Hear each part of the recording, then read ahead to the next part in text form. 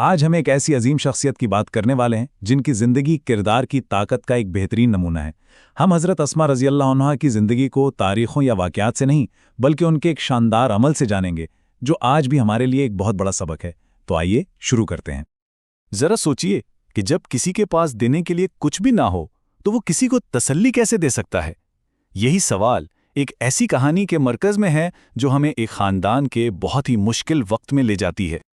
تو کہانی شروع ہوتی ہے ایک بحران سے، اعتماد کا بحران۔ ایک ایسا لمحہ جب ایک خاندان غیر یقینی صورتحال میں گھرا ہوا تھا اور انہیں حوصلے اور تسلی کی سخت ضرورت تھی۔ حضرت اسما کے دادا حضرت ابو قحافہ اس وقت تک ایمان نہیں لائے تھے۔ وہ کافی بزرگ تھے، نابینا تھے اور اپنے بیٹے حضرت ابو بکر کے جانے کے بعد انہیں ایک ہی فکر کھائے جا رہی تھی کہ اب خاندان کا کیا ہوگا۔ تو انہوں نے اپنی پوتی سے اپنی ساری پریشانی کہہ ڈالی۔ اسما، مجھے لگتا ہے کہ ابو بکر تو سارا مال لے گیا ہے اور تمہیں اور بچوں کو بالکل بے سہارا چھوڑ دیا ہے۔ ان کے الفاظ میں ایک دادا کی گہری فکر اور بے بسی صاف نظر آ رہی تھی۔ لیکن اب جو حضرت اسما نے کیا نا، وہ صرف ہوشیاری نہیں تھی، وہ تھی حقیقی دانائی کی ایک شاندار مثال۔ آئیے دیکھتے ہیں کہ انہوں نے اس مشکل صورتحال کو کیسے سنبھالا۔ دیکھیں، دانائی صرف کتابی باتیں نہیں ہوتی۔ اصل دانائی تو یہ ہے کہ مشکل وقت میں، دباؤ کے عالم میں آپ فوری طور پر ایک ایسا فیصلہ کریں جس میں ہمدردی بھی ہو، اور حضرت اسما کا اگلا قدم اسی دانائی کی بہترین مثال ہے۔ دادا کی یہ بات سنتے ہی وہ فوراً اٹھیں، گھر کے ایک کونے میں گئیں، وہاں سے کچھ کنکریاں اکٹھی کیں، انہیں ایک کپڑے میں لپیٹا اور پھر اپنے دادا کو وہاں لے جا کر بولیں، دادا جان پریشان نہ ہوں، دیکھیں وہ یہ سب ہمارے لیے چھوڑ گئے ہیں۔ کتنا سادہ مگر کتنا شاندار منصوبہ تھا۔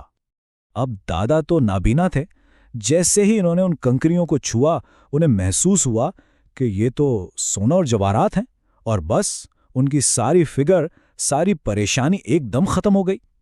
اصل بات یہ تھی کہ انہوں نے کچھ دیے بغیر سب کچھ دے دیا تھا۔ تو یہ تو تھی ان کی دانائی کی ایک جھلک، لیکن ان کے کردار کا ایک اور بہت بڑا پہلو تھا، اور وہ تھی ان کی سخاوت، ان کا دینے کا جذبہ۔ 100%، جی ہاں، پورا کا پورا 100%۔ یہ کوئی چھوٹا موٹا عدد نہیں ہے، اس کے پیچھے ان کی سخاوت کی ایک پوری داستان ہے۔ آئیے دیکھتے ہیں کہ اس کا کیا مطلب ہے۔ سوچئے، انہیں وراثت میں ایک باغ ملا، پورا باغ۔ انہوں نے کیا کیا؟ اسے بیچا اور جو بھی رقم ملی سب کی سب غریبوں اور ضرورت مندوں میں بانٹ دی، اپنے پاس ایک پیسہ تک نہیں رکھا۔ یہ بے لوثی کی ایک ایسی مثال ہے جو بہت کم ملتی ہے۔ وہ حضرت ابو بکر صدیق کی بیٹی اور حضرت عائشہ کی بہن تھیں، لیکن ان کی سخاوت کی سب سے بڑی گواہی تو خود ان کے بیٹے حضرت عبداللہ بن زبیر نے دی۔ وہ کہتے تھے کہ میں نے اپنی والدہ اور خالہ سے زیادہ سخی کوئی نہیں دیکھا، اور یہ سخاوت ان کی پوری زندگی کا حصہ رہی جو تقریباً 100 سال تک پھیلی ہوئی تھی۔ اور اگر ان کی پوری زندگی کو ایک جملے میں بتانا ہونا تو وہ یہ ہے، ان کے دروازے سے کبھی کوئی خالی ہاتھ نہیں لوٹا، بس یہی ان کی پہچان تھی۔ تو آخر میں ہم ان کی شخصیت سے کیا سیکھتے ہیں؟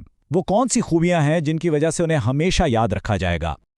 بنیادی طور پر 3 چیزیں ہیں جو ان کی شخصیت کو بیان کرتی ہیں: ان کی ہمت اور بہادری، ان کی بے مثال سخاوت، اور ان کی کمال کی دانائی، جس کی ایک مثال ہم نے ابھی دیکھی۔ اور ان سب خوبیوں کی جڑ کیا تھی؟ ان سب کے پیچھے کیا تھا؟ اللہ تعالیٰ پر ان کا پکا مضبوط ایمان۔ ان کے کردار کی ساری طاقت اسی ایمان سے آتی تھی۔ اور اسی لیے یہ کہا جاتا ہے، اور بالکل سچ کہا جاتا ہے، کہ ان کی زندگی ہم سب کے لیے ہمیشہ روشنی کا ایک مینار رہے گی۔ ان کا کردار، ان کی دانائی، ان کی سخاوت، یہ وہ اسباق ہیں جو وقت کے ساتھ پرانے نہیں ہوتے۔